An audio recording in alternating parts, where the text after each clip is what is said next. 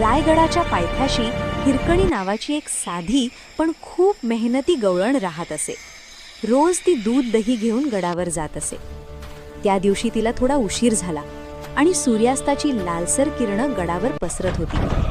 हिरकणी धावत महादरवाजाकडे आली. दादा, थांबा ना जरा, कृपा करून दरवाजा बंद करू नका. पहारेकरी वळून तिला पाहतो. आई, एवढा उशीर का झाला आज?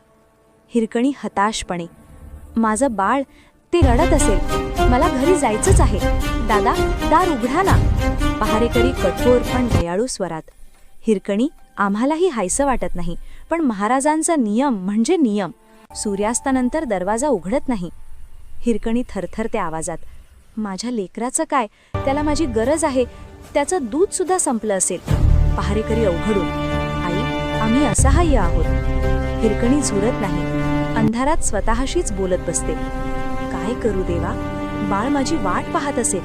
आई, तू कुठे आहेस? असं रडत असेल. तिचे डोळे पाणावतात. मी थांबू शकत नाही, काहीतरी करायलाच हवं. मायेच्या ओढीने अंधाऱ्या रात्री ती कड्याकडे जाते. वारा जोराने वाहत असतो. हिरकणी खोल श्वास घेते. देवी आई, माझ्या पायांना बळ दे.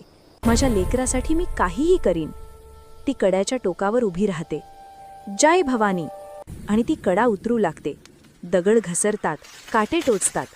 हिरकणी वेदनेत किंचाळते. पण नाही, मी थांबणार नाही. बाळा, आई येते रे.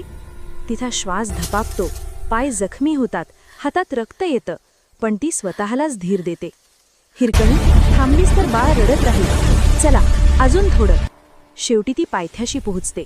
दरवाजा उघडून आत धावते. बाळा, आई आली रे.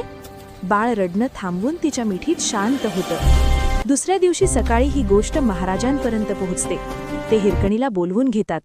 शिवाजी महाराज तिच्या जखमा पाहून म्हणतात, आई, महाराज खरंच धाडसी आहेस. आजपासून रायगडची हिरकन्या आहेस. हिरकणी नावाने हा कडा ओळखला जाईल. महाराज, मी काही मोठं केलं नाही.